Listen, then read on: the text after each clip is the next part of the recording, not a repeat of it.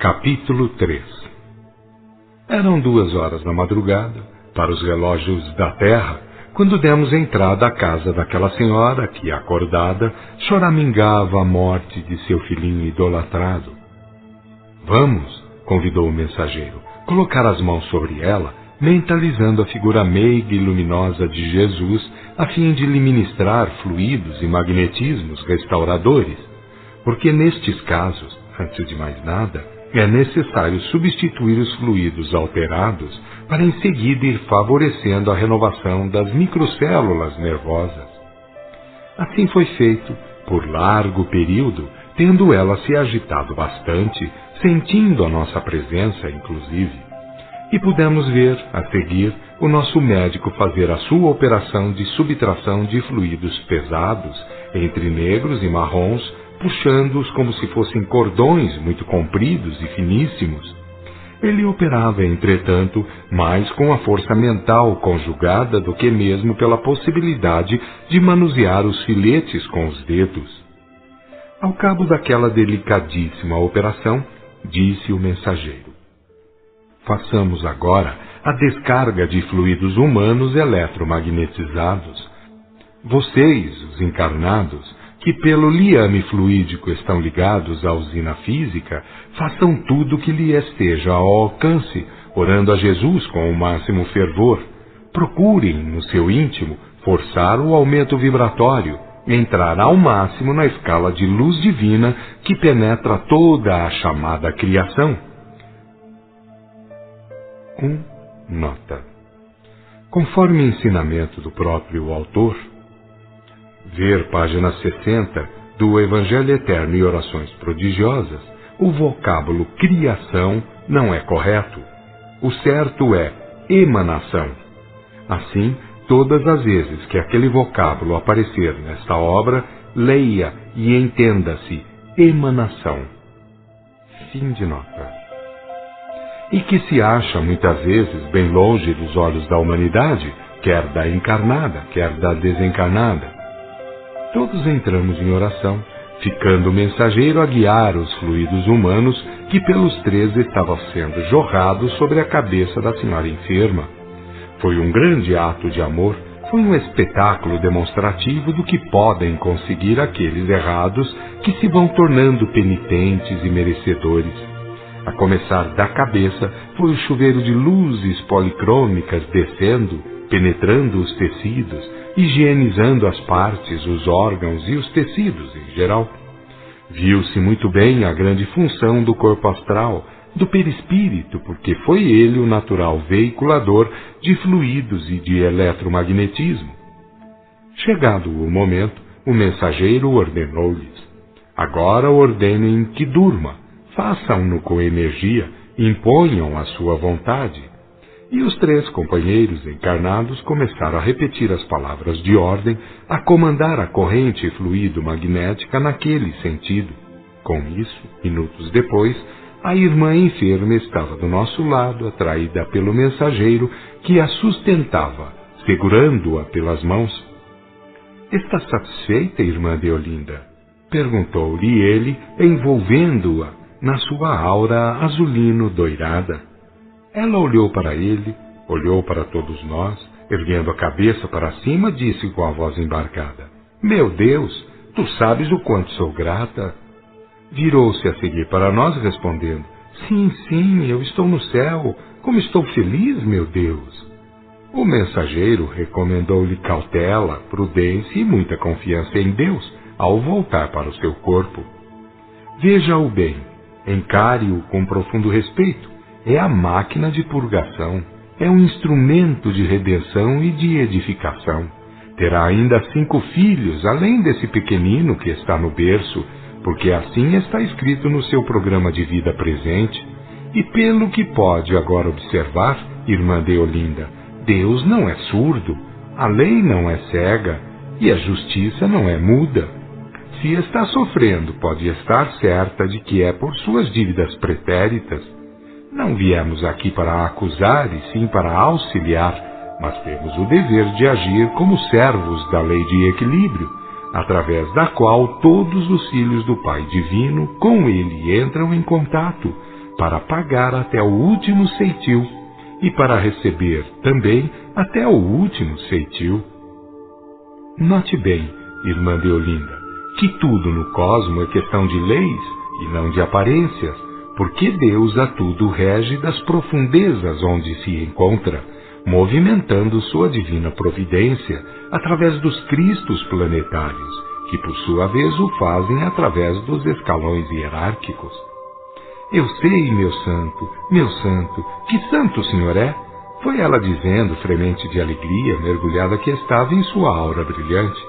O mensageiro respondeu-lhe com ternura: Filha de Deus, aqui ninguém é santo ainda, e, infelizmente, somos candidatos à santidade, mas ainda somos apenas socorristas e servidores da soberana vontade. Não espere pelos santos, por agora e talvez por muitos séculos ainda, pois nós sabemos que aqueles santos, feitos pelos homens, presumidos e blasfemos do mundo, muitos deles se encontram em lugares tristes, sendo que outros passam na carne por duras expiações. Confie em Deus, espere em Jesus e aceite o nosso trabalho de simples servidores da lei. Cumpre com o seu dever de esposa e de mãe, sem o que estará fracassando, pois a melhor maneira de adorar a Deus e de esperar em Jesus é cumprindo fielmente com o programa escolhido ou imposto pelas necessidades ressarcitivas. Sim, meu senhor, eu tudo farei para cumprir com o meu dever. Peço a sua ajuda, imploro o seu amparo, exclamou ela muito feliz. Quem tudo rege, irmã, disse o mensageiro, é a conduta do próprio encarnado. Suas ações é que o representam perante a lei de harmonia ou de equilíbrio, e por essa representação, nós, os servos da lei, podemos nos aproximar e contribuir com alguns ou com muitos benefícios. Quem nada faz para merecer em face da lei de harmonia, nada poderá conseguir de nossa parte, pois nós somos apenas servos e não senhores da lei. Lembre-se de Jesus, que proclamou diante do mundo, para todos os tempos, que veio para exemplificar ou cumprir a lei de Deus, e não para derrogá-la. Ela é que contém o divino alicerce de todos os livros sagrados da terra. Sem lei, não há Cristo nem profeta. Vibrante e luminoso estava o ambiente, e a senhora, envolvida naquela felicidade celestial, tendo ouvido aquelas palavras, lembrou-se de alguma coisa e rogou: Meu senhor, diga-me sobre os livros que me emprestaram. Olha ali, 5 livros que dizem conter maravilhosos ensinamentos. Tudo aquilo já havia sido observado, pois fora mesmo por causa de pessoas amigas da casa que ali fôramos parar pela primeira vez. É que, em virtude de sua dor e de sua tremenda conturbação, vizinhos e amigos procuraram pedir por ela nas casas de oração, tendo alguns oferecido livros doutrinários. Ali estavam 5 livros, um de rezas católicas, 2 espíritas, um Rosa Cruz e um teosofista. Eram as ofertas de gente piedosa, eram os corações humanos que ali estavam representados, assim como podiam estar, segundo o poder conceptivo de cada ofertante, pois cada qual encara o problema da verdade pelo seu ângulo de visão, de acordo com as suas possibilidades evolutivas. O mensageiro respondeu-lhe paternal e ponderoso: Por ora, irmã Deolinda, convém não se extremar em tais cogitações. Primeiro, espere pela sua melhora, que será para muito breve, para depois ir lendo com vagar e profundo respeito tudo quanto for bom. Essas leituras me atraem, exclamou ela sorridente e feliz. Está sendo muito auxiliada, irmã Deolinda. Sua casa tem sido muito visitada, quer seja por nós deste lado, quer seja por pessoas de suas relações de amizade, e muito mais ainda pelas orações que muitos estão fazendo em seu benefício. Observe, portanto, o quanto está sendo objeto de felizes envolvimentos. Sobre os livros, entretanto, desejo dizer que os melhores são aqueles que mais se aproximam às criaturas da sabedoria da lei de Deus, de quem o divino modelo deu exemplo de ser o servo fiel e não o seu senhor.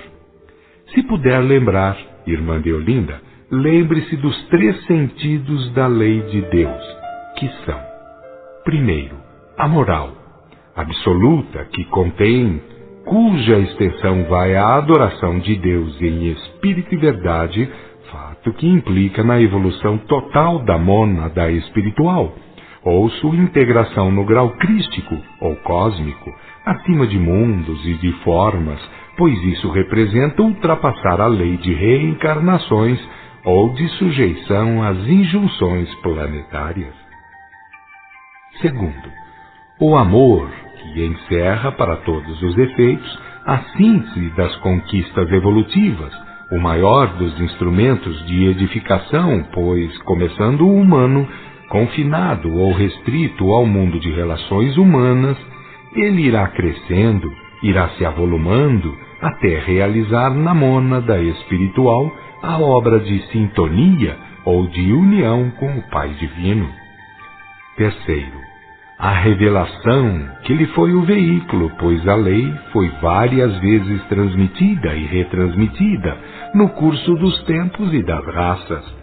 Em sua unidade, portanto, a lei de Deus contém 3 sentidos inamovíveis, que são a moral, o amor e a revelação. Em matéria de doutrina, conseguintemente, a mais perfeita será sempre aquela que mais se aproximar da lei e do divino modelo apresentado por Deus para servir de caminho, verdade e vida.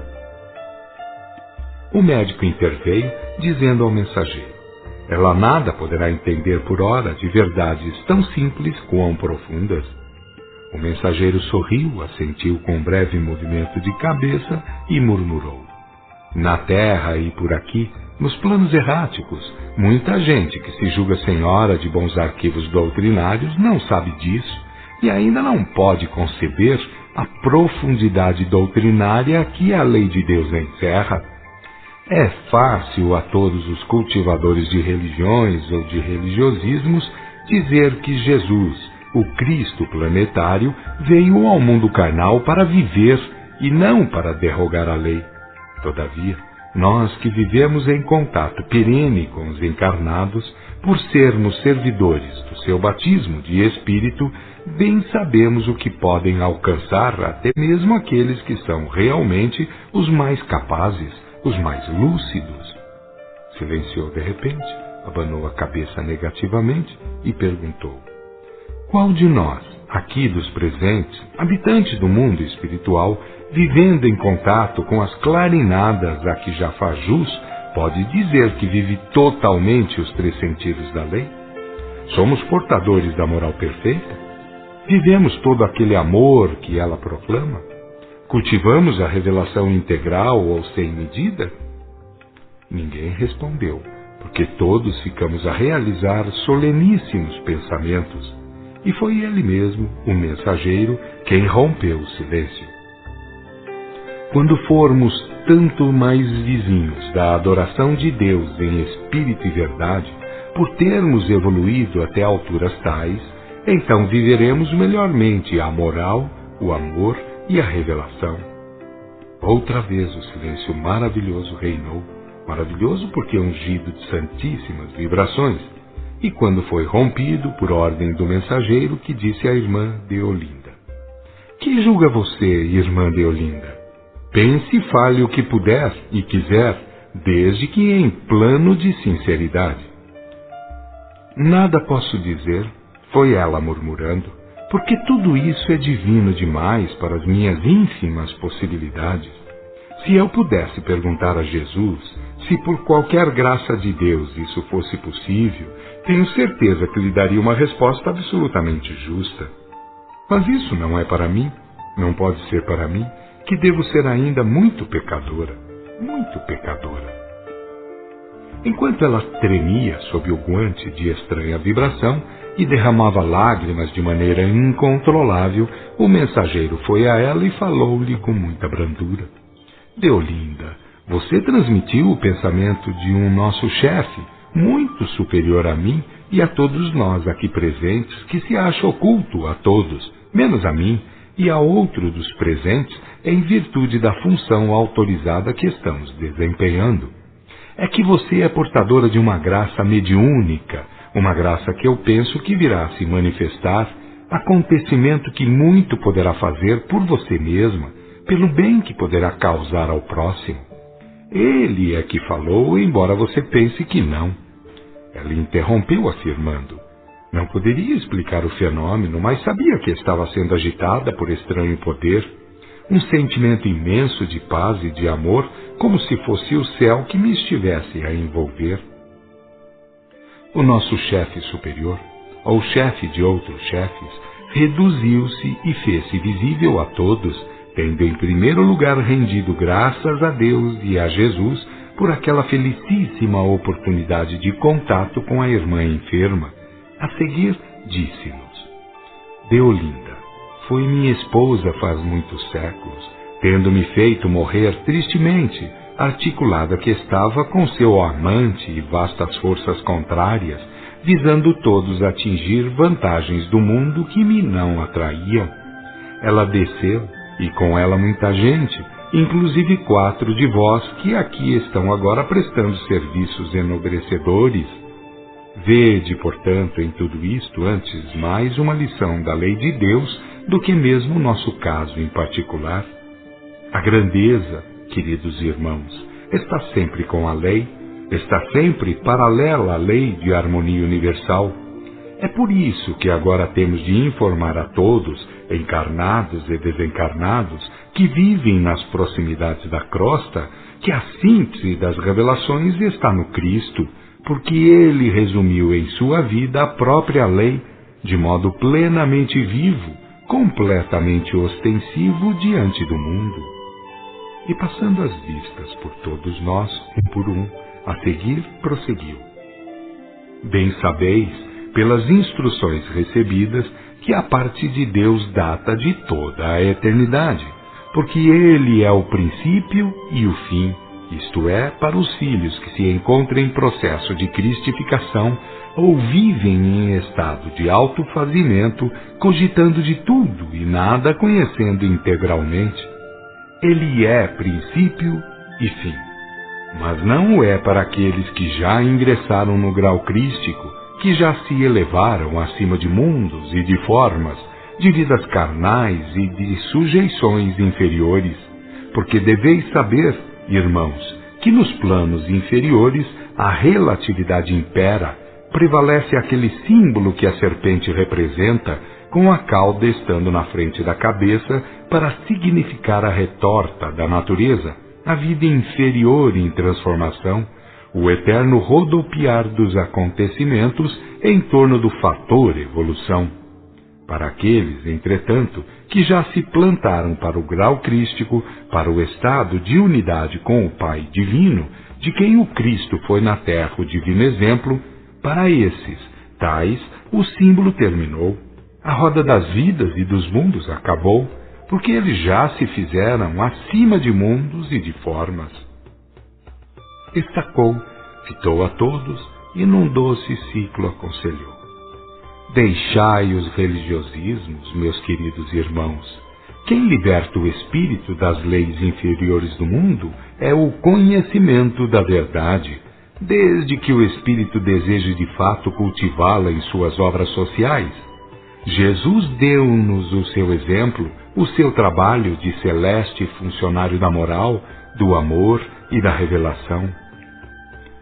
O grande chefe sumiu, desapareceu num divinal incêndio de luz, e o mensageiro disse à irmã Deolinda: volte ao seu casulo físico, que nós temos o que fazer por um outro que vive enfrentando os fantasmas que andou criando. Beba da água lustral que o bom Deus lhe tem enviado e cumpra com o seu dever. Ela foi como que sugada pelo corpo, dando acordo de si de modo feliz, tão feliz que entrou a orar o Pai Nosso com extremo fervor. Chegando ao recinto designado na ordem de serviço, fomos deparar com um homem iracundo, distribuidor de xingamentos e de pragas. Embora desencarnado, não tinha disso conhecimento, estava muito distante disso, convivendo no meio familiar, no meio do estado de coisas que para si criara pelo exercício idioplástico, pela capacidade que todos têm de criar em seu próprio campo áurico o mundo imaginado. Este é Celestino, disse o mensageiro, um grande religioso a seu modo, um formidando onzenário. Passou a vida entre o templo de sua fé, o empréstimo de dinheiro a bom juro e as pragas sobre aqueles que conseguiam ludibriá-lo. Como não podia ser de menos, deixou o corpo em estado deplorável, que é como se encontra, apesar da grande soma de missas pagas que deixou, como possível preventivo contra as tormentas da morte. Vai para 28 anos que se acha nesse estado, havendo agora a ordem de encaminhá-lo ao conhecimento do estado e dos deveres.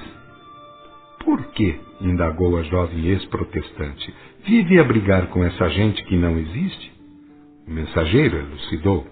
Aqui, agora, entra em cogitação o problema daquilo que é ou deixa de ser, pelo fato de realmente existir ou de existir de modo imaginário. Pelo fato de ter sido criado, pensando com tremenda força concretora. Ele imaginou, ele mentalizou anos a fio aqueles que o ludibriaram, desejando-lhes desgraças tremendas, augurando-lhes as piores destruições.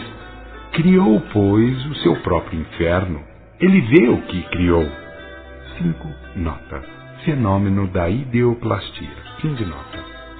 Ele vive tendo seus fantasmas pela frente, e se você quiser ver, é fácil mostrá-lo.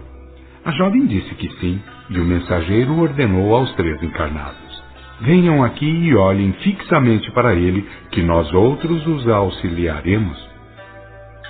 Os 3 jovens concentraram nele seus olhares, e o mundo que o infeliz criara para si próprio, mundo infernal, passou a ser visto por eles.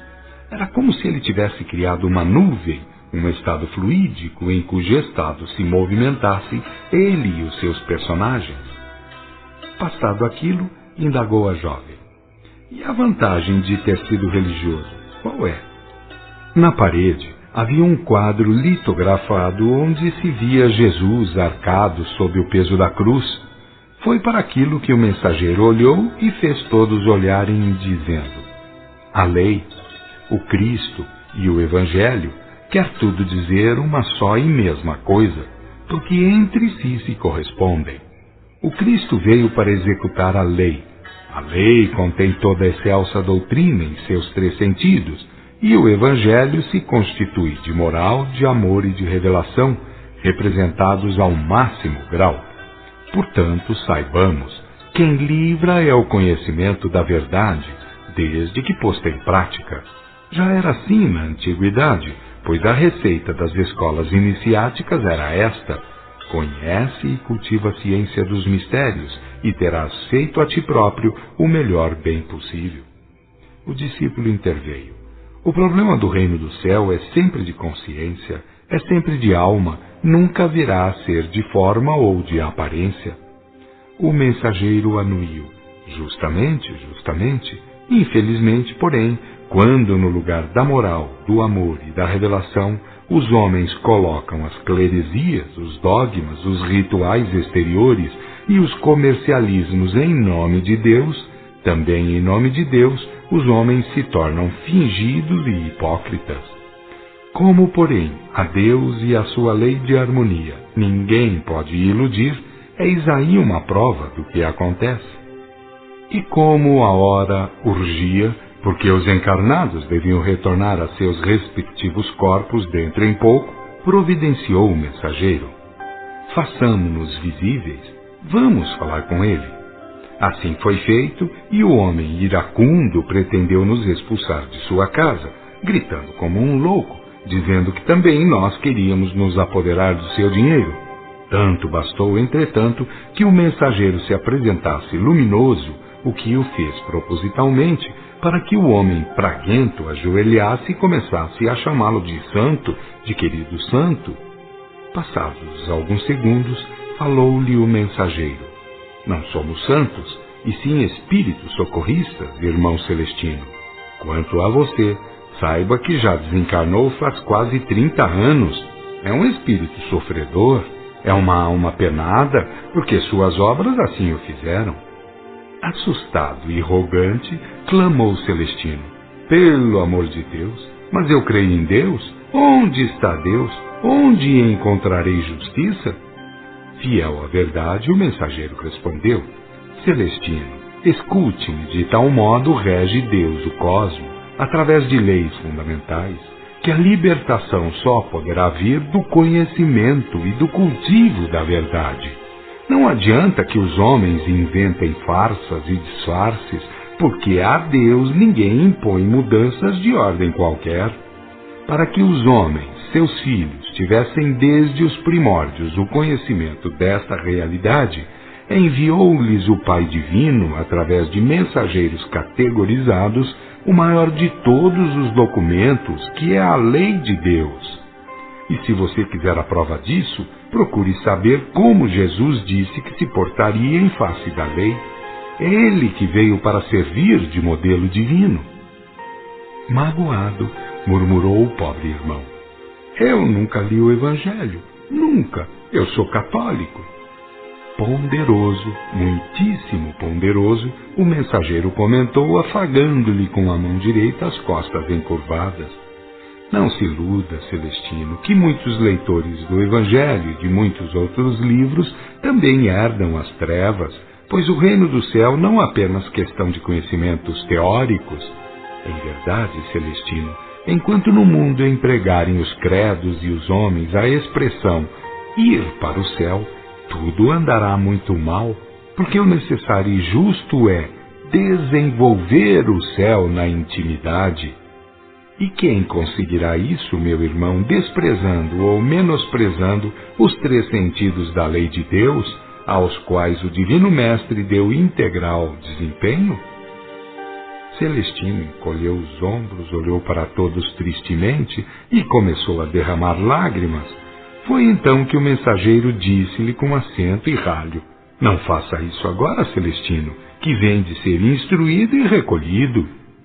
Ele olhou para todos com o seu semblante desfigurado, indagando: eu serei instruído e recolhido?